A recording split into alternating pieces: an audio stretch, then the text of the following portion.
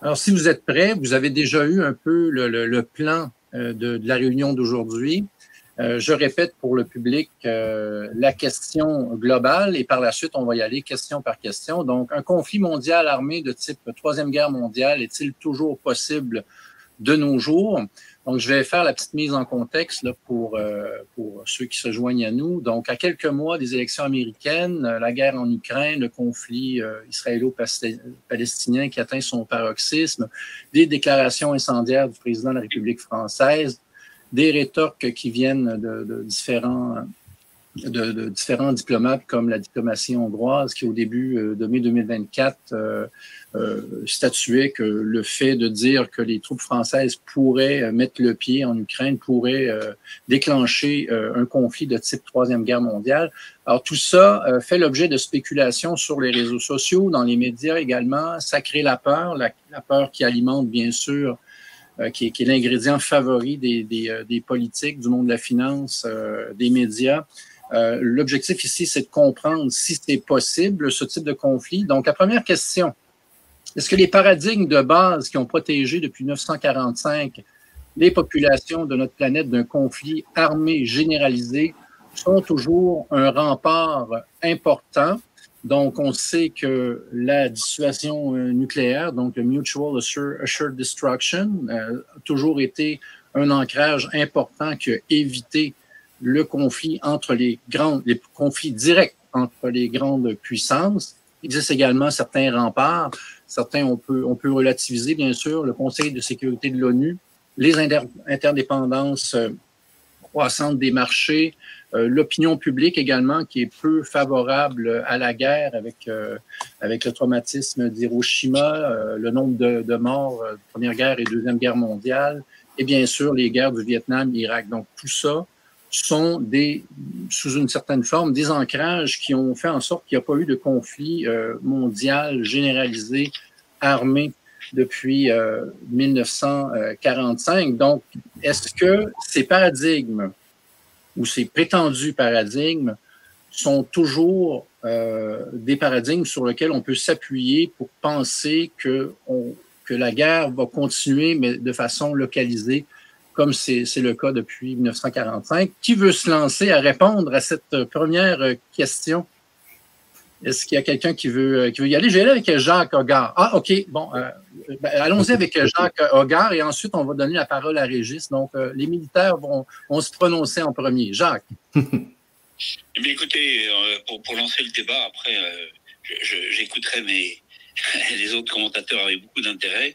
Pour moi, finalement, tout le système de paix, plus ou moins précaire, qui dure depuis 1945, est issu de Yalta, est issu finalement de l'Organisation des Nations Unies, dont on voit depuis quand même des années que c'est un peu un machin, comme aurait dit le général de Gaulle, une espèce, alors c'est bien parce qu'il y a une assemblée autour de laquelle les gens peuvent s'exprimer, mais dont on voit bien que le Conseil de sécurité finalement est assez inopérant, et dont on voit bien que l'Assemblée générale elle-même ne permet qu'un vaste débat et sans plus. Donc on voit bien que l'ONU aujourd'hui est dans une phase, à mon avis, de remise en question. Je pense que alors la dissuasion nucléaire dont on vient d'évoquer elle a joué son rôle. Elle joue peut-être encore son rôle d'ailleurs d'une certaine manière. Après il y a un discours qui accompagne la dissuasion nucléaire. Et on est aussi dans un monde où maintenant la désinformation et la manipulation de l'opinion est énorme. Et cette dissuasion nucléaire réelle ou supposée, il joue un rôle. Ce que je voudrais rappeler dans ce contexte actuel, c'est que la Russie reste la première puissance nucléaire du monde et que sa doctrine est essentiellement défensive. Alors, on voit bien qu'elle a été remise à jour, si mes souvenirs sont exacts, en 2021 par un certain nombre de directives du président Poutine. On voit bien que c'est un souci permanent pour la Russie d'entretenir son appareil nucléaire. Je suis pas sûr que ce soit le cas, par exemple, pour la France, qui est dotée de la dissuasion nucléaire autonome. Hein. La Grande-Bretagne l'a, mais sous contrôle de l'OTAN. Nous l'avons de manière théoriquement autonome. Voilà, donc moi je pense qu'il y a beaucoup de choses qui sont en train de se remettre complètement en cause parce qu'il y a une obsolescence, mais d'abord je pense de l'organisation issue de 1945. OK. Régis. Alors, s'agissant du paradigme qui nous a protégés d'une troisième guerre mondiale, je dirais que la dissuasion nucléaire est toujours opérante pour la simple raison que ça fait peur. Et que, comme l'a dit le lieutenant-colonel Hogar, la Russie est la première puissance nucléaire du monde. Donc, je n'imagine pas, étant donné que la belligérance vient du côté de l'Occident, je n'imagine pas l'Occident aller jusque-là. Dans le paradigme, il y a les relations commerciales. Et ça, je pense que ça fonctionne toujours, car des matériaux stratégiques pour les États-Unis sont importés de Russie. Aujourd'hui, la Russie continue à exporter vers les États-Unis des matériaux vraiment stratégiques pour l'informatique, pour la défense. Et si la Russie arrête d'exporter ces matières, les États-Unis vont se trouver en grande difficulté. Donc, je pense que le fait commercial fonctionne toujours en tant que modérateur. Pour le reste, l'opinion publique, je pense qu'ils en ont rien à foutre, donc on peut l'évacuer. Ils nous ont démontré dans les dernières années qu'ils n'avaient rien à foutre de l'opinion publique, depuis 2005. Le peuple français a voté contre le TCE, il a été imposé, donc on n'a pas respecté le peuple. Donc ça, l'opinion publique, on oublie. C'est pas ça, c'est les paillettes au-dessus du gâteau. La question, en revanche, la question que je me pose concerne le Moyen-Orient, parce que là, s'agissant de l'Ukraine, j'ai pas beaucoup d'inquiétude. En revanche, pour le Moyen-Orient, Netanyahou est un fou furieux. Et on ne sait pas jusqu'où il peut aller. Et pour ces gens-là, c'est une question de bien et de mal, c'est une question philosophique, c'est une question...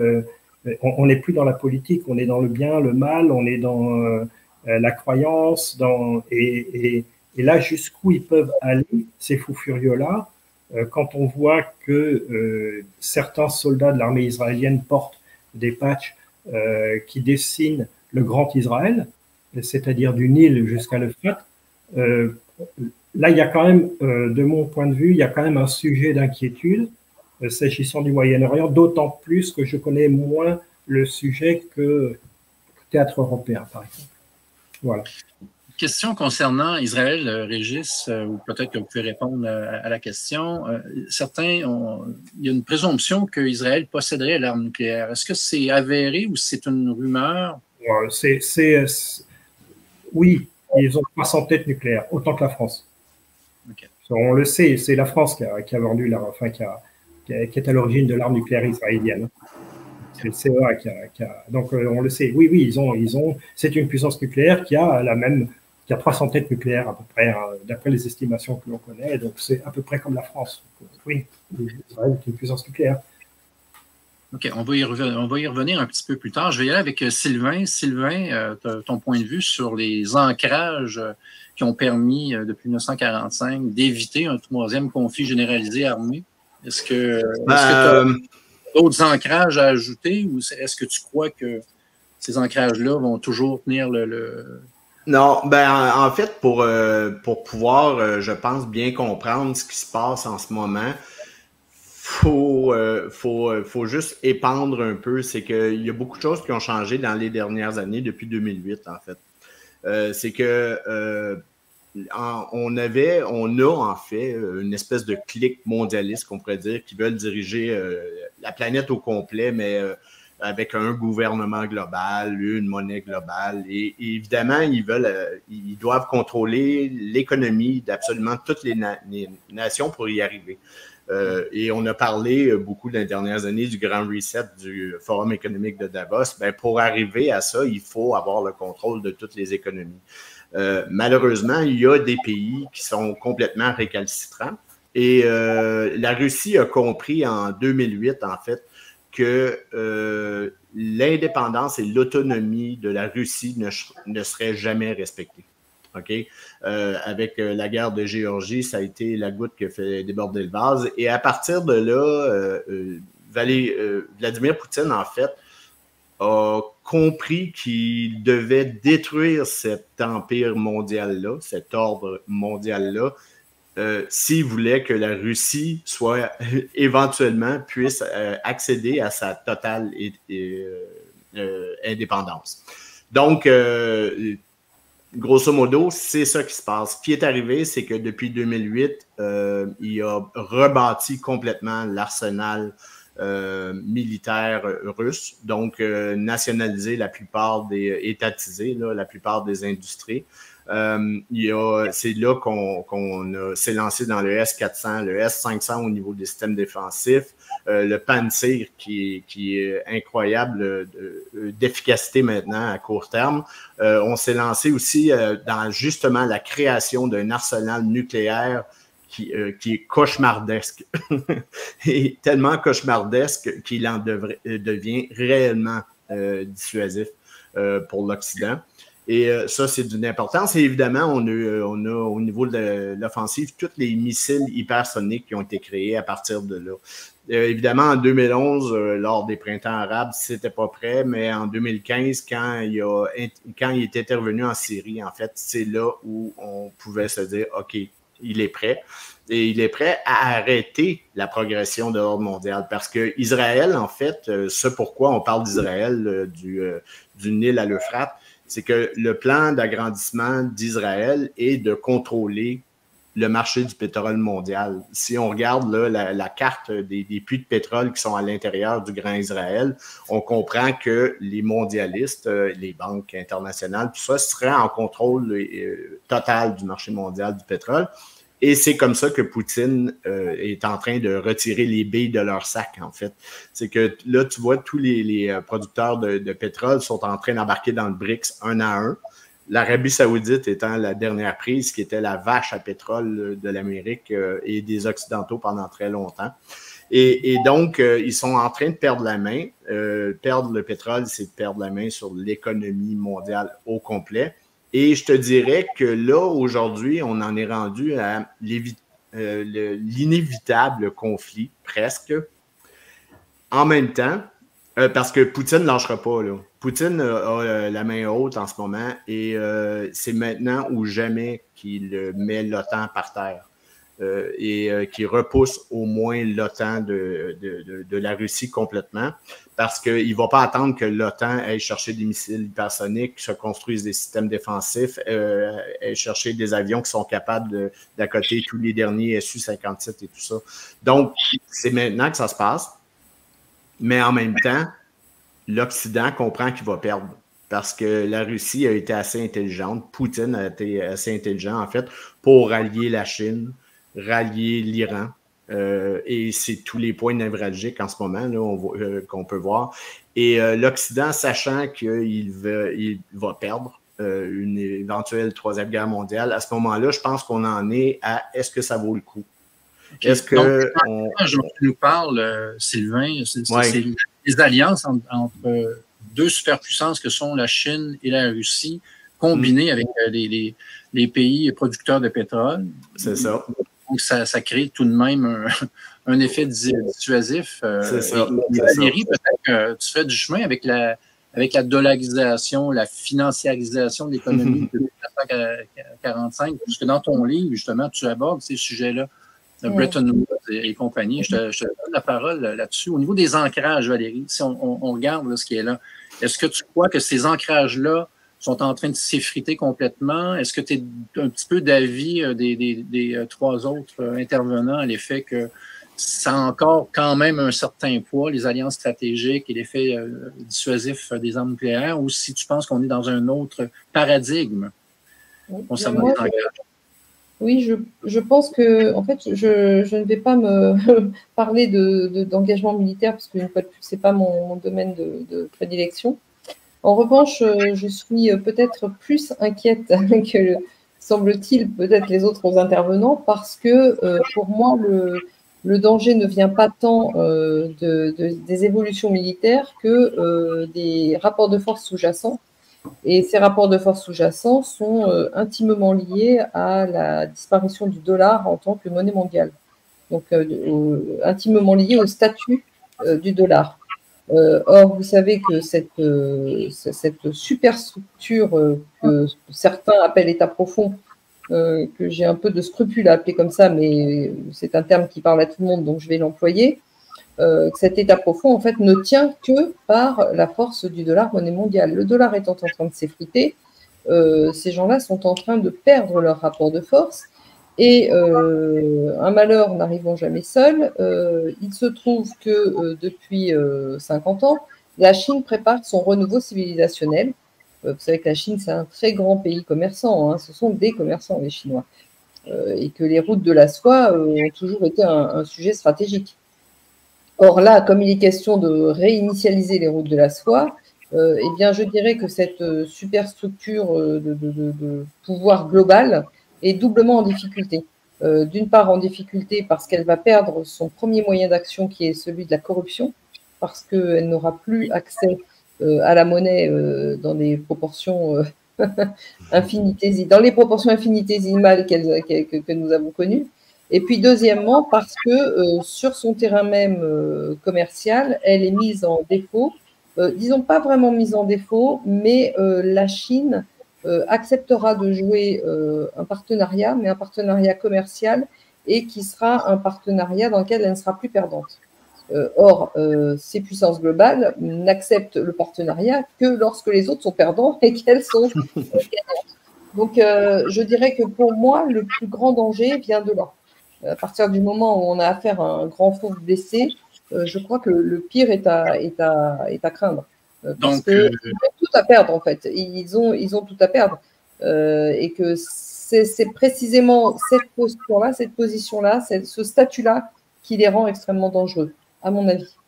Sur le plan politique, les marionnettes utilisées par les grands financiers, là, que sont, surtout aux États-Unis, bon, on sait, le Parti démocrate est assez avancé concernant l'intérêt mondialiste. Est-ce que l'élection américaine, selon toi, Valérie, à l'automne, a un certain poids dans la consolidation de la paix ou si ça n'a aucun lien?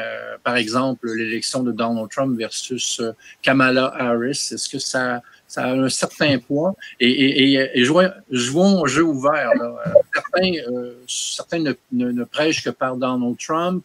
D'autres disent que, écoute, le système est corrompu de toute façon. C'est la criminalité financière qui a pris le contrôle du politique. Est-ce que, selon toi, l'élection de cet automne a un certain poids concernant la paix mondiale?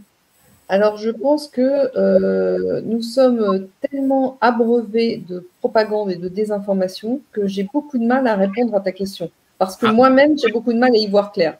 Donc, la seule chose dont je peux parler de façon certaine, c'est la structure dans laquelle tout ça s'inscrit. Cette structure, c'est la structure du parlementarisme prétendument représentatif, assis sur des partis politiques. Or, les partis politiques, l'origine des partis politiques, c'est les clubs britanniques. Donc, on est bien dans l'entre-soi. Donc, je pense qu'effectivement, dans le cadre de l'entre-soi, il y a des conflits, mais ce sont des conflits dans les conflits, si je peux m'exprimer ainsi.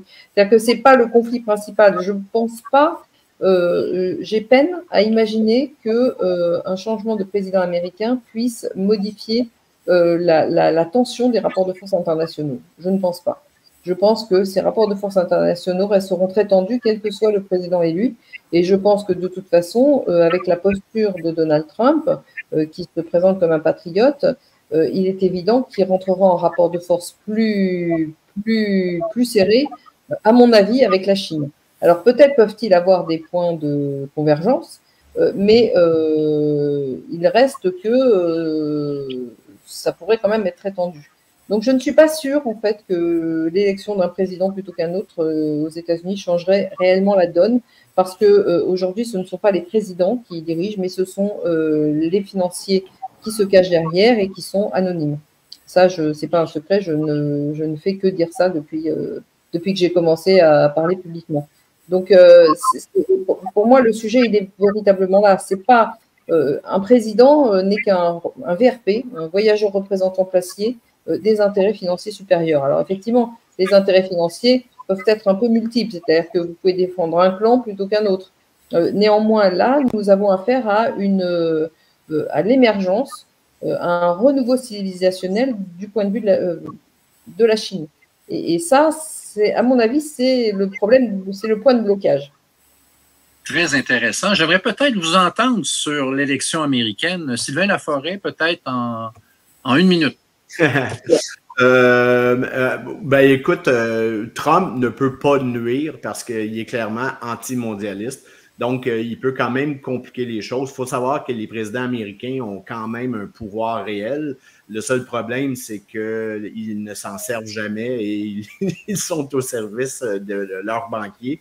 Mais si Trump, par exemple, voulait gouverner par décret présidentiel et sortir de l'OTAN, disloquer l'OTAN, disloquer l'OMS, il pourrait faire mal à beaucoup de ces outils-là. Et n'oublions pas qu'il a quand même empêché l'OTAN de s'attaquer à la Corée du Nord, mais avec une stratégie absolument brillante. C'est-à-dire que les Américains ou l'OTAN doivent toujours être les vertueux et avoir une bonne raison pour attaquer un pays. Et lui s'est mis à invectiver sur Twitter Kim Jong-un et le traité de Rocketman. Et il a rendu la chose impossible pour l'OTAN de s'attaquer de manière vertueuse à la Corée du Nord. Donc, ils ont marché à la fin, comme dans Casablanca, main dans la main dans un parc en Corée du Nord. Il est assez brillant quand même, là. Donc, c'est certain que ça serait plus compliqué, une guerre avec Trump. OK. Régis Chamagne, peut-être un petit commentaire là-dessus? Oui, je suis relativement d'accord avec Valérie, mais je pense qu'il y aura quand même une différence entre l'élection de Trump ou de Kamala Harris, pour la raison que Trump a très nettement dit qu'il allait sortir de l'OTAN et donc l'Ukraine, il en a rien à faire, donc ça va être plié. Il a essayé des choses pendant son premier mandat. Il n'a pas pu aller jusqu'au bout parce que le pouvoir aux États-Unis est très dispersé. Il y a la CIA, il y a le FBI, il y a l'État profond. Donc, avec ces différents relais, il a essayé de s'attaquer à la pédocriminalité. Il a commencé. Donc, ça, c'est vraiment un coup de poignard très profond dans l'État profond. Et alors, la question, c'est la Chine et Israël, quoi, parce que Trump est vent debout contre la Chine et marié avec Netanyahou quasiment. Donc, d'un point de vue géopolitique, ça va être intéressant à voir, mais d'une façon générale, je pense que ce sera quand même un facteur de paix parce qu'il a décidé de s'attaquer à l'État profond. Et la deuxième raison, c'est que le dollar s'effondre. Valérie l'a dit, la guerre en Ukraine a été un révélateur. Elle a montré au monde entier que l'armée russe était supérieure à l'armée américaine. Et du coup, l'armée américaine, dont la mission était de punir les récalcitrants qui voulaient sortir du dollar, ne fait plus peur. Donc, nombre de pays, 80% des pays d'Afrique ont signé des accords de défense avec la Russie et quittent le dollar. C'est la menace de l'armée américaine qui pesait sur les pays récalcitrants disparaît. Et ça accélère la dédollarisation de l'économie mondiale qui avait commencé déjà depuis 2008, on va dire 2008-2009. Hein. Mais là, ça l'accélère considérablement, ce qui fait que les États-Unis vont se trouver très, très rapidement dans une situation économique impossible. Et il faut de l'argent pour faire la guerre. Jacques Hoggard, est-ce que vous avez une opinion? Moi je partage ce qui a été dit par Valérie Bugeaud et par Régis Chamagne. Je pense que le point faible du dollar depuis 1970-71, c'est que c'est une monnaie purement fiduciaire, voilà, qui ne possède aucune valeur intrinsèque. Mais et en même temps, comme le dit l'excellent Jean Goichman, dont je vous invite à lire les productions régulières qui sont très intéressantes, moins le dollar sera utilisé pour le commerce international, et plus la puissance de l'élite financière mondialiste s'en trouvera diminuée. Donc, il faut avoir un œil vigilant sur tout ça, parce que je suis persuadé que c'est le nerf de la guerre qui commande le reste. Alors sur les élections américaines, bon, je pense que Kamala Harris reprendra la ligne de Biden. Il vient d'y avoir une convention nationale démocrate à Chicago le 20 août dernier, dont on n'a pas beaucoup parlé, mais ce fameux parti démocrate qui est quand même responsable jusqu'à présent du soutien aveugle à Israël, on est passé 40 morts à Gaza peut-être aujourd'hui et peut-être davantage, pousse pour une escalade de la guerre USA-OTAN contre la Russie, en même temps qu'elle pousse pour des préparatifs de guerre contre la Chine. Donc, je pense qu'on a, avec Kamala Harris, un vrai danger, parce que ces gens-là sont poussés par des raisons financière de l'État profond américain qui ne renoncera pas au monde unipolaire qui est la condition de sa survie en fait. Alors en face on a Trump qui effectivement a une attitude beaucoup plus conciliante vis-à-vis de la Russie, donc et qui n'a pas à mon avis, de sympathie particulière pour l'OTAN et ce qu'elle fait en Ukraine, mais puis il serait ravi d'y associer la défaite du camp Biden et du camp de Kamala Harris. Mais par contre, comme l'a dit Régis Samagne il y a 5 minutes, Trump est plus que marié avec Netanyahou. Je veux dire, Trump est un excité notoire sur Israël. Il a quand même reconnu Jérusalem comme capitale de l'État juif. Il a en toute occasion manifesté son soutien puissant à la colonisation des territoires occupés. Et donc on a dans cette région extrêmement sensible quelqu'un qui lui veut aller jusqu'au bout, hein. Donc, alors oui, chez Trump, il y a des côtés plus sympathiques évidemment que chez le duo Biden-Harris, en particulier sur les valeurs civilisationnelles. C'est pas rien, ça compte.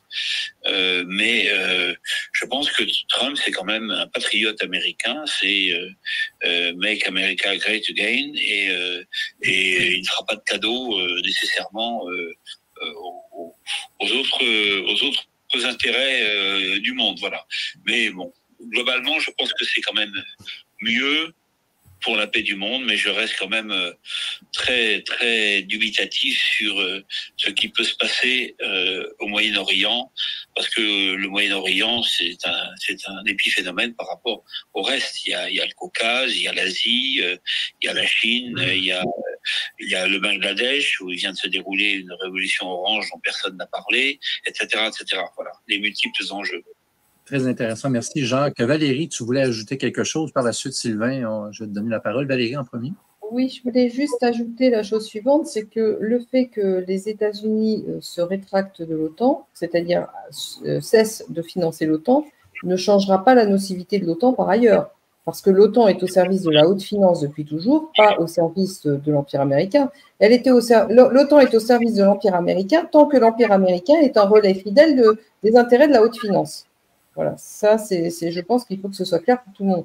Donc, à partir du moment où les États-Unis cesseront de financer l'OTAN, ils ponctionneront les États européens jusqu'à la moelle pour financer, pour compenser le manque de financement américain. Donc, je pense que ça ne changera rien au rapport de force de fond.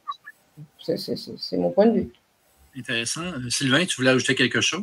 Oui, ben en fait, pour bien comprendre aussi, je te dirais juste le personnage de Trump, c'est que Trump n'est sioniste qu'en apparence, qu'au premier degré.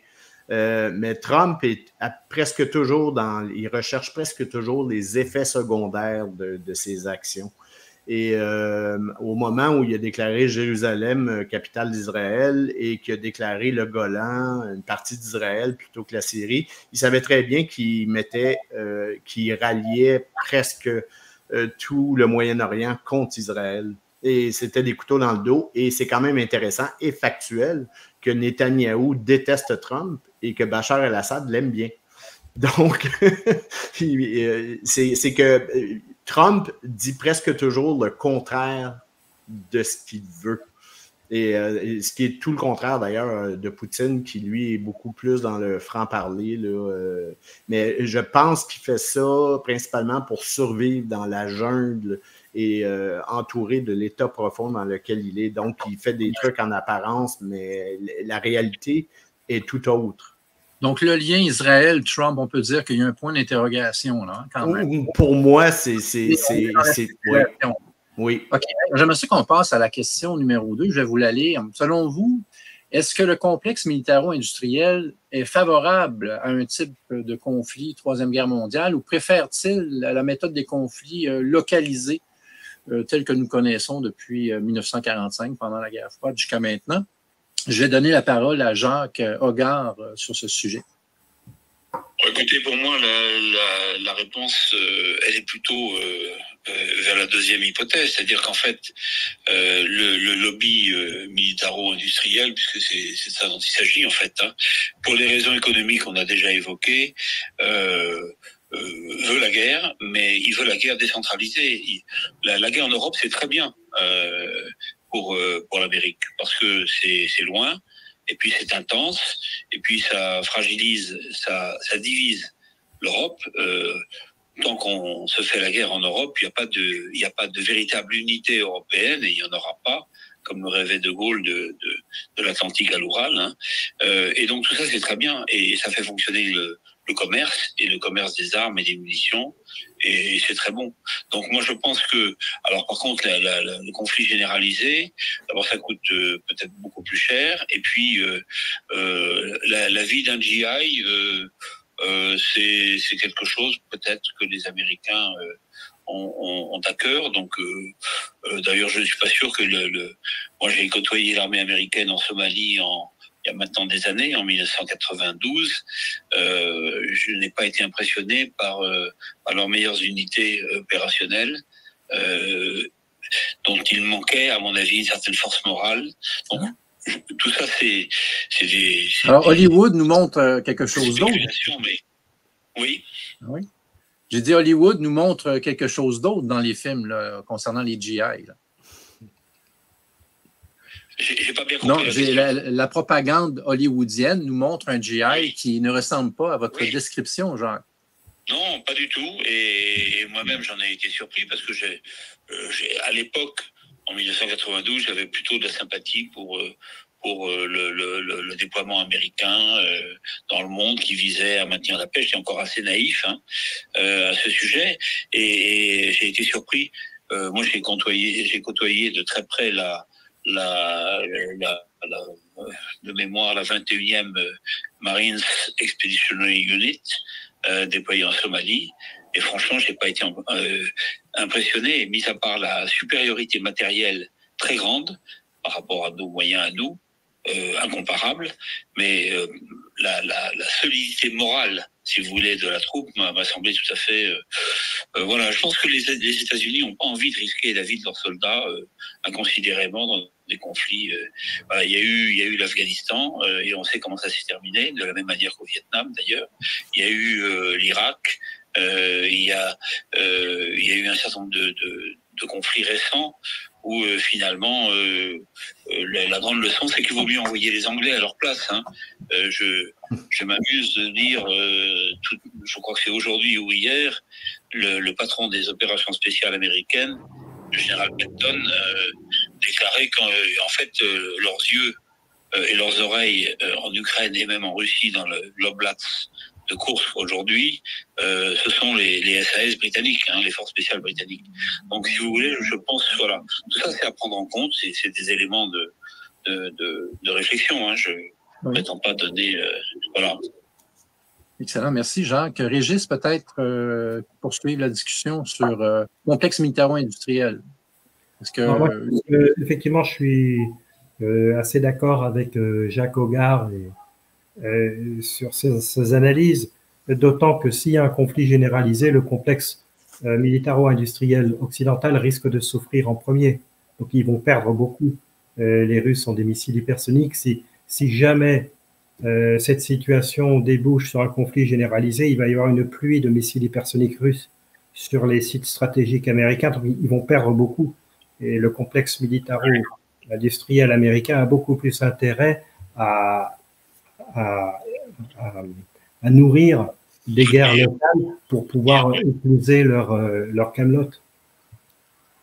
Intéressant. Sylvain Laforêt, peut-être, là-dessus? En fait, ce qui se passe en ce moment, c'est que, un peu comme disait le colonel Lagarde, c'est que je pense pas que les États-Unis veulent s'impliquer tout de suite. Pourquoi? Parce que on essaie la même chose que la Deuxième Guerre mondiale, c'est-à-dire que on envoie à la gueule de nos ennemis réels des armées par procuration. Donc, on envoie l'Ukraine sur la Russie. On envoie l'Israël sur l'Iran et on voudrait envoyer Taïwan sur la Chine. Et si tout le monde s'entre-détruit comme la Deuxième Guerre mondiale, à ce moment-là, les États-Unis peuvent entrer et tout ramasser le pactole. Et contrôler, après ça, recontrôler le système international financier. Le problème maintenant, c'est que chacun de ces points-là ne va pas bien, n'ira pas bien. Et c'est pour ça que, d'après moi, ça va pas dégénérer dans une troisième guerre mondiale. Les États-Unis ne vont pas entrer dans ce conflit-là. Et on va plutôt se replacer au niveau de l'économie dans une espèce de monde multipolaire. Et tranquillement, on va voir ça. Parce que le complexe militaire industriel américain a déjà perdu la mise contre celui de la Russie, de la Chine et même de l'Iran. Très intéressant. Valérie Bugeaud, j'ai hâte de t'entendre là-dessus. Alors là, je dois dire que je suis un peu… je vais sécher, je crois que je vais mettre mon joker parce que je ne suis pas très performante sur tout ça. La seule chose qui m'intrigue quand même, c'est que quand on parle de complexe militaro-industriel, derrière, c'est toujours pareil, il y a des financements. Et donc, les financements, c'est les banques. Et les banques, pendant très longtemps, elles ont été coalisées au niveau international. Et je suppose, de façon presque sûre, qu'aujourd'hui, ce n'est plus le cas. C'est-à-dire qu'il y a des acteurs géographiques qui se sont émancipés de cette grande coalition universelle des banques. Et donc, c'est ça qui risque de créer des divergences au sein même de ce qu'on appelait le complexe militaro-industriel. Donc, voilà, c'est tout ce que je peux… ma maigre participation à la question. Au niveau des guerres locales, est-ce qu'on peut considérer l'Europe occidentale comme un terreau fertile à la guerre locale? Ici, je m'avance sur un sujet très, très sensible. Ah oui, moi, j'en suis persuadée. Oui. On est un terrain de jeu pour la haute finance globale depuis 250 ans. Il n'y a pas de raison que ça change. On est vraiment un terrain d'expérimentation. Donc, je suis persuadée que ça ne dérangerait personne dans les hautes sphères qu'un conflit en Europe, à grande échelle en Europe, éclate. Maintenant, il est clair qu'on voit que les zones, les foyers de purulence se multiplient. Il n'y a pas que l'Europe. Donc, à partir du moment où vous avez un foyer qui s'infecterait très fort, comme l'Europe, par exemple, ajouté aux zones de purulence au Moyen-Orient et en Asie, ça peut quand même déboucher sur un conflit général. Et je pense que les conflits généraux n'ont pas forcément toujours été pensés comme ça au départ, mais les enchaînements d'alliances et de phénomènes font qu'à un moment, ça brille et ça devient hors de contrôle et c'est un déchaînement de feu et de violence. Je pense que c'est comme ça que le conflit généralisé pourrait se produire, enfin, de mon point de vue. Hein. Donc, la France, ici, dans la spéculation d'une guerre localisée, où la guerre en Ukraine pourrait prendre l'expansion, est-ce que, selon vous, Régis Chamainge, selon toi, Régis, est-ce qu'il y a possibilité que la France, l'Allemagne, les pays d'Europe de l'Ouest puissent faire partie d'un conflit armé avec des représailles armées? Est-ce que c'est possible en 2024-2025? Moi, je ne le sens pas, non. Évidemment, en matière de sciences sociales, la probabilité 1 et la probabilité 0 n'existent pas, donc on ne peut pas dire que ça ne va pas arriver. Mais je mettrais une très faible probabilité pour que ça arrive. Tout simplement parce que les chefs d'État, si on peut les appeler comme ça, les pays européens sont des peureux. Ils ont peur. Ils n'ont rien, ils n'ont pas de consistance. Quand on s'engage dans une guerre, enfin, vous me direz, on peut s'engager par bêtise aussi et par ignorance, mais il faut un minimum de consistance. Et puis il y a quand même des militaires. Je pense que dans les états-majors, en Allemagne, en France, partout, en Europe, il y a des gens intelligents qui font des analyses correctes. C'est rassurant. Hein? Ça rassure d'entendre ça. Ça rassure. Oui, il y a des gens intelligents partout. Hein, c'est la courbe de Gauss. Hein. Alors, ils sont dans un système pourri, mais il y a quand même des gens qui réfléchissent. Hein. Et donc, je pense que ça peut aussi, l'état-major peut aussi freiner les volontés guerrières ou aventurières de nos imbéciles aux commandes. Excellent. Oui, Jacques Hoggard, on veut vous entendre là-dessus. Oui, je suis complètement d'accord avec ce que vient de dire Régis Sherman, complètement d'accord, mais selon mes informations personnelles, si vous vous souvenez des déclarations aux armées du chef d'état-major des armées français il y a 2 ans, il y a encore 1 an et demi, ou peut-être même encore 1 an, était assez, à mon avis, imprudente et décalée et déplacée, je pense, dis-je modestement. Mais aujourd'hui, selon mes infos, il a complètement changé de braquet, hein, et il est un élément extrêmement modérateur devant les propos va-t-en-guerre et irresponsables du président Macron, on citait en introduction tout à l'heure. Oui.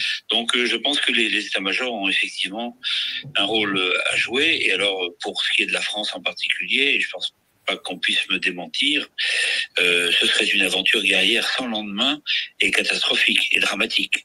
L'armée française est une belle armée au plan humain, mais c'est une armée échantillonnaire, en nombre insuffisant au plan des hommes, au plan des troupes, et c'est une armée insuffisamment équipée dans tous les domaines.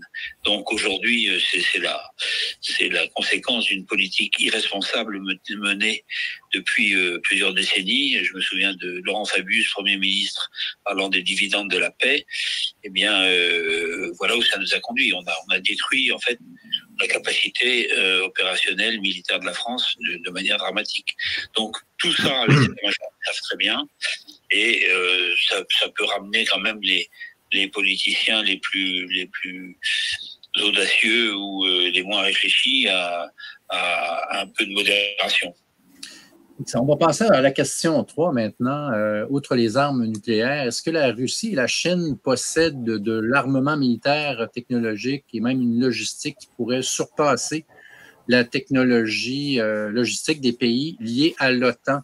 Donc, peut-être Sylvain Laforêt, je te vois. Oui, oui, en fait, clairement, en fait, ce qui a changé la donne, c'est les missiles hypersoniques contre lesquels il n'y a aucune défense. Et on parle pas seulement d'un modèle, mais on parle déjà de 3 modèles.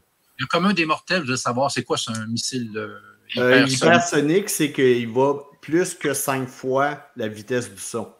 Okay. Donc, ça voyage très, très, très rapidement. Wow, et donc, on a déjà en opération 3 modèles, Iskander, le Kinjal et le Zircon, qui ont déjà été essayés. Ouais. Ah, j'ai Jacques Hoggard ici qui peut faire un commentaire, peut-être. Jacques? Non, je souscris complètement à ce que dit notre ami. Hein. Oui.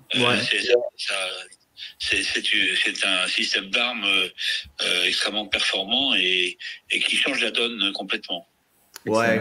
Ben, en fait, on a même vu un système défensif patriote se faire sauter, se faire exploser, alors qu'il tirait tous ses missiles, ses 48 missiles pour essayer d'intercepter, puis tu vois le Kinzhal, l'explosion, et c'est terminé pour le patriote. Donc, ça, c'est une chose qui a changé la donne. Ensuite, on a au niveau des systèmes défensifs, la Russie a développé aussi les meilleurs systèmes. Les S-400 étant les meilleurs opérationnels, mais les S-500 sont arrivés en Russie. Donc, il n'y a que les Russes qui ont le S-500. c'est d'une importance extrême aussi parce que, en fait, la plupart des missiles balistiques qui voyagent du point A au point B sont susceptibles maintenant d'être interceptés quand ils sont supersoniques ou moins. Et l'Occident n'a que ça. Donc, même les missiles nucléaires voyagent au maximum à 5, les Tridents, je crois, à Mach 5. Donc, on parle de supersonique. Mais ils seraient interceptés, donc c'est très dissuasif. Ensuite, évidemment, ils ont la meilleure aviation aussi. Et ils ont surtout les meilleurs systèmes de brouillage maintenant. Et on commence à voir en Ukraine le Mourmansk qui est rentré en opération et qui peut brouiller genre 2000 km par 2000 km et il n'y a plus de GPS qui fonctionne à l'intérieur de ça. Donc, tous ces trucs-là, en fait, ont changé la donne. Puis, si on veut faire la différence, justement, dans les complexes militaires industriels, c'est que celui des États-Unis est conçu pour faire de l'argent. Et celui de la Russie est conçu pour gagner des guerres. Et c'est ça toute la différence du monde, parce qu'on va nous parler du budget des dépenses américaines qui frise le 1 trillion de dollars à chaque année, donc 850 milliards de dollars.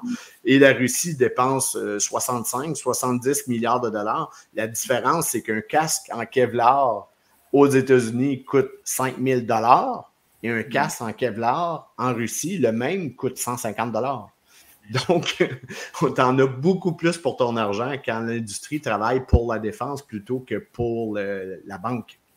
Bien sûr, ça fait partie du système de corruption internationale.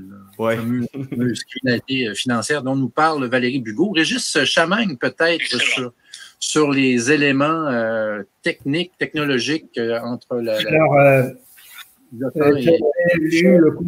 j'avais lu le compte-rendu d'une réunion du GEOINT 2017. Donc, c'est un symposium consacré à la guerre électronique aux États-Unis.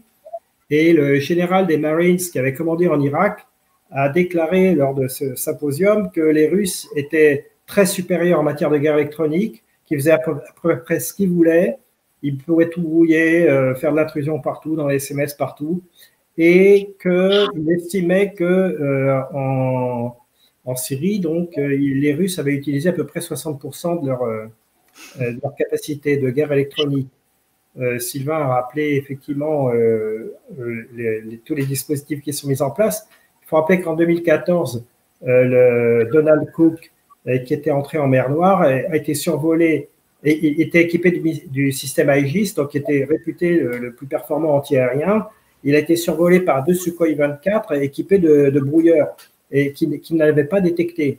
À la suite de ça, le bateau est allé en Roumanie et 18 marins sur les 28 ont démissionné, dont le pacha du bateau. Donc, les Russes ont une supériorité en matière de guerre électronique qui se manifeste doucement parce que l'usage de la guerre électronique, c'est quelque chose de très fin. Ils ont une supériorité en matière de missiles hypersoniques et si on revient à la question précédente de guerre à grande échelle, les Russes pourraient commencer par lancer une pluie de missiles hypersoniques et de façon symbolique à couler plusieurs porte-avions américains parce qu'un missile hypersonique, ça vous casse en deux un porte-avions. Hein. Donc, je veux dire, ils ont une puissance et là, ça peut être très, très dissuasif. Je pense qu'avec l'hypersonique, les Russes ont acquis un niveau de dissuasion intermédiaire qui peut leur éviter de passer au nucléaire et tout en faisant peser une menace considérable sur l'adversaire. Donc, c'est quelque chose qui peut calmer les Occidentaux.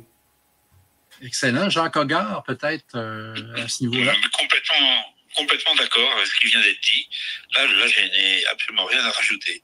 Tout est très clair. Excellent. Et sur le plan, il y a peut-être d'autres volets là, au niveau de l'intelligence artificielle, la culture politique et militaire, économique. Valérie, peut-être, est-ce que tu as quelque chose à ajouter là-dessus ou c'est trop technique? On n'a pas parlé d'intelligence artificielle. Est-ce que c'est utilisé? Ça doit être utilisé au niveau militaire par la Russie, la Chine, les États-Unis, au niveau militaire? Tout ce que nous découvrons dans le civil a été utilisé et élaboré précédemment dans le domaine militaire. Donc, il n'y a aucune raison pour qu'ils n'utilisent pas l'intelligence artificielle. Maintenant, je n'ai absolument aucune idée de savoir si les Russes, les Chinois ou les Américains sont les plus avancés dans ce domaine. Je n'en sais strictement rien. Excellent. Donc, je crois qu'on a fait un bon tour de table sur le plan technique, sur le plan des éléments dissuasifs. Maintenant, j'aimerais avoir vos opinions personnelles entre d'Européens, à titre de Canadiens ou de Québécois, Sylvain Laforêt. Je vais commencer avec Valérie Bugeaud. Là. Si on prend le contexte actuel, on est dans un contexte spécifique à l'aube des élections américaines, les déclarations et tout ça. Là. Alors, comment vois-tu les 12 prochains mois, chère Valérie? Est-ce que ça devrait se calmer? Est-ce que ça devrait escalader? Est-ce que l'Europe occidentale, selon toi, va subir des représailles armées ou ça va se calmer? J'aimerais avoir ton opinion là-dessus. On est dans l'ordre de l'opinion. Là, on se place du point de vue strictement militaire et d'un conflit armé. Moi, je pense que la France est toujours du mauvais côté du chariot.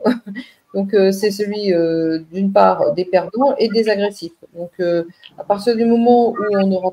Ce que je crains le plus, moi, c'est plutôt les armées secrètes de l'OTAN, des attentats sous faux drapeau qui feraient, en fait, s'enrayer la machine militaire officielle et qui ferait partir les choses en vrille.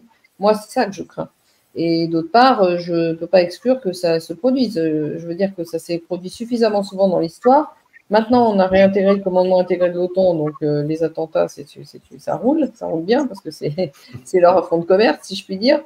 D'un autre côté, l'Europe de l'Ouest est complètement soumise. Enfin, les États en tant que tels n'existent plus depuis déjà un bon moment. L'Allemagne n'a jamais été indépendante parce que c'est un pays qui est occupé. Depuis la fin de la Seconde Guerre mondiale, l'Allemagne n'existe plus en tant qu'Allemagne. Je peux en dire autant de la France depuis Maastricht. L'Italie, je me suis laissé entendre dire récemment qu'elle a 140 bases militaires sur son territoire. Imaginez ce que ça veut dire. Je trouve ça tout à fait… c'est surréaliste. Parmi ces bases militaires, il n'est pas exclu qu'il y ait quelques ogives nucléaires cachées, y compris pas qu'en Italie d'ailleurs. Donc, moi, je pense qu'on est sur une poudrière. Étant donné qu'on a des gens qui servent de représentants et qui sont des très excités et très enclins à nous plonger dans un conflit armé de haute intensité, comme diraient les militaires. Je veux bien que l'armée ne se plonge. Je ne suis pas sûre que les troupes, je pense que les états-majors, effectivement, relaient sans doute un certain scepticisme des troupes. Donc, effectivement, je ne pense pas que l'armée régulière pourrait forcément engager ce genre de conflit. Mais je pense qu'avec les malversations des armées secrètes de l'OTAN, tout est à craindre. Voilà mon point de vue. Parfait. Régis Chamagne, comment on anticipe les 12 prochains mois sur le plan militaire? Oui, alors, ce que vient de dire Valérie est très intéressant parce que elle pointe du doigt le fait que un mode d'action terroriste est un mode d'action du faible au fort. Et là, on est en face d'un faible, l'OTAN, qui se croit encore fort et qui est en train de perdre. Et ça risque le risque est que au pied du mur, il sorte de ses gonds et fasse des bêtises. Il aille un peu trop loin. Là, on est face à ce risque et effectivement, le risque terroriste sous faux drapeau, des gladios et autres qu'on a connus en son temps est tout à fait probable. Et à mon avis, c'est le risque le plus important. Maintenant, globalement, il faut revenir sur le changement global de paradigme. Le dollar est en train de s'effondrer. Le dollar est en train de s'effondrer. C'est-à-dire que comment ils vont faire? Parce que le risque actuel aux États-Unis, c'est la sécession. Absolument. Il risque d'y avoir une guerre de sécession aux États-Unis.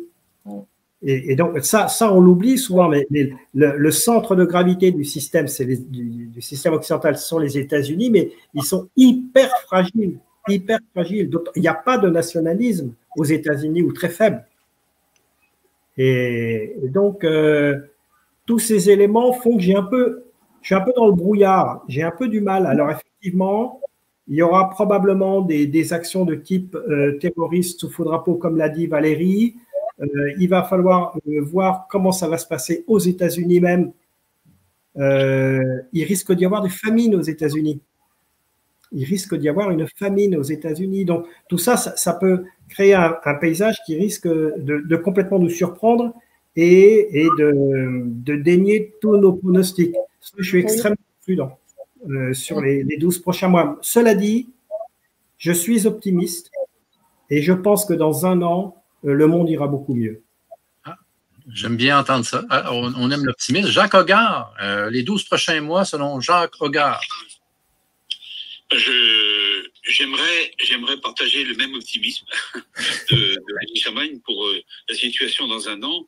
Pour le reste, moi je pense que l'OTAN est un tigre de papier, mais qui est encore capable d'actions tordues, ça c'est certain, et on en a la preuve d'ailleurs régulièrement, parce que je pense que le sabotage de Nord Stream, les actions de drones sur Moscou, tout ça, alors ça peut échapper à l'OTAN à un moment donné, mais c'est quand même l'OTAN qui au départ a suscité tout ça, a encouragé tout ça. Il faut quand même revenir à ses responsabilités dans ce conflit intra-européen. Donc je pense qu'on a du souci à se faire quand même, une grande vigilance à maintenir, parce qu'on est dans une situation extrêmement fragile. Nous l'Europe, alors la France est dans un état que vous connaissez, qui est un état catastrophique. On voit quand même que l'Allemagne est en train de considérer cette guerre en Ukraine différemment, en réduisant de moitié, mais enfin, on est encore à 4 milliards d'euros de dépenses prévues en 2025, si cette guerre devait durer. Donc moi, j'espère qu'en fait, mais j'espère, c'est un vœu pieux, si je puis dire. J'espère que la guerre en Ukraine va définitivement se régler, c'est-à-dire que l'offensive, le Paris, l'espèce de baroud d'honneur, c'est même pas un baroud d'honneur d'ailleurs, c'est un stratagème un peu piteux qui consiste à faire tuer encore quelques dizaines de milliers d'Ukrainiens sur le front de l'Est, va s'arrêter et qu'on va passer à une autre phase. Mais je suis sûr de rien, parce qu'en fait on a effectivement des forces qu'on ne maîtrise pas, à commencer par que va-t-il se passer en France d'un point de vue politique, que va-t-il se passer aux États-Unis d'un point de vue politique. Tout ça conditionne aussi la survie de l'UE, la survie de l'OTAN. À mon avis, ce sont les deux faces d'une même pièce, comme l'avait dit Stoltenberg à une époque. Donc on a encore plein d'inconnus. Alors j'aimerais bien, effectivement, que dans un an, on puisse dire qu'on ne s'est jamais aussi bien porté depuis si longtemps, mais on a encore du chemin à faire, à mon avis. Bon, merci Jacques. Et on va terminer avec Sylvain Laforêt sur les 12 prochains mois sur le plan militaire. Ben, les 12 prochains mois, il y a 2 périodes. Donc, il y a avant les élections, puis il y a après les élections américaines. Et pour moi, ça change tout. Je te dirais que d'ici aux élections américaines, c'est là où on est le plus en danger. Parce que les mondialistes, les globalistes sont en panique, sont en train de perdre la main sur le contrôle mondial économique du pétrole, des énergies et absolument tout. Donc, s'ils sont pour faire quelque chose, pour moi, ça va être avant les élections qu'ils vont le faire. Et ils ne vont pas attendre que Trump soit là pour leur mettre des bâtons dans les roues. Et cette période-là est très dangereuse. Par contre, comme j'ai dit, pour eux, ça se passe pas bien en Ukraine contre la Russie. Ça se passe pas bien en Israël contre l'Iran. Et ils n'ont même pas encore déclenché Taïwan parce qu'ils savent que ça ne se passera pas bien non plus. Et comme dit Régis, les 12 porte-avions américains pourraient être coulés dans l'heure si ils déclenchaient une troisième guerre mondiale. Donc, ça n'arrivera pas. Donc, ce que je pense, c'est que la tension va monter jusqu'aux élections. À partir des élections et probablement l'élection de Trump, j'ai l'impression que ça va être beaucoup, beaucoup décéléré au niveau de la tension et qu'on va être plutôt dans une dislocation de tous les organismes mondiaux et mondialistes, surtout comme proposait le colonel Legare, c'est-à-dire fin de l'OTAN, peut-être fin de l'Union européenne, en tout cas le début de la fin de toutes ces choses-là, et certainement une très, très grande réforme de l'ONU et des monnaies du système financier mondial, menée par le BRICS. Justement, à ce propos, je me permets de rebondir. Oui. Effectivement, on attend fin octobre ou mi-octobre une annonce des BRICS selon lequel le modèle alternatif est opérationnel. Donc, je dirais qu'à partir du moment où cette date est déjà fixée, on peut être sûr que ça sera fait. Ça veut dire que le dollar aura chuté et qu'il est déjà en train d'être en grand défaut aujourd'hui. Je pense que l'attaque, l'effondrement du système financier international tel que nous l'avons connu est en cours actuellement. Ça ne se voit pas encore, mais dans les semaines qui vont venir, ça va se voir de plus en plus et les grandes manœuvres vont se déclencher. Donc, je pense que nos patrimoines, en particulier en Europe, sont très, très en danger. Je pense que le patrimoine de toutes les anciennes colonies de l'ancien empire britannique transférés dans l'empire américain sont également très en danger. Et peut-être que c'est tous ces dangers qui arrivent en même temps. Il est très difficile de donner un pronostic parce qu'effectivement, ça les affaiblit en même temps. Tu nous ouvres la porte. Les mercenaires des armées secrètes de l'OTAN doivent être payés. S'ils ne sont pas payés, ils sont plus efficaces. Donc, en fait, tout ça, on a du mal à anticiper de comment ça va tourner. Voilà. Tu nous ouvres la porte pour une prochaine rencontre, Valérie, sur le système financier international. Ce serait intéressant que les gens comprennent la dynamique de Bretton Woods, le dollar qui était endossé par l'or, la fin de l'étalon or dans les années 70 et le monde de la criminalité financière qui s'est formé suite à ça. Bien comprendre ça, c'est bien comprendre les assises du monde économique et politique actuel et bien sûr militaire. Donc, aujourd'hui, c'est hyper intéressant de vous écouter. Pour ma part, malgré la folie qui règne sur Terre, ça me rassure de voir qu'il existe tout de même certains remparts contre la folie d'une troisième guerre mondiale. Sait-on jamais? En termes de probabilité, c'est jamais probabilité zéro, comme le dit Régis, mais je me sens tout de même rassuré par rapport à l'équilibre de force qui se crée. Du moins le surpassement de l'équilibre aussi qui s'est créé. Donc, j'espère que tout le monde a apprécié cette belle rencontre que nous avons eue aujourd'hui avec Régis Chamagne, Jacques Hoggard, Valérie Bugault et Sylvain Laforêt. Merci à nos invités d'avoir accepté cette invitation. Ça a été très éclairant. L'objectif, c'était de simplifier aussi la compréhension de ce qui peut être quand même assez complexe. Et vous avez bien réussi l'exercice. Bien sûr, lorsqu'on a la compétence en la matière, on est capable de bien vulgariser. Merci d'avoir été présent, Jacques Hoggard. Merci, Régis Chamagne. Merci, Valérie Bugault. Et merci, Sylvain Laforêt. Merci à vous tous d'avoir été présents. Et puis, on se revoit bientôt, probablement avec Valérie Bugault là, sur le volet financier. C'est intéressant d'aborder ce sujet-là. Donc, merci d'avoir été là et on se revoit très bientôt.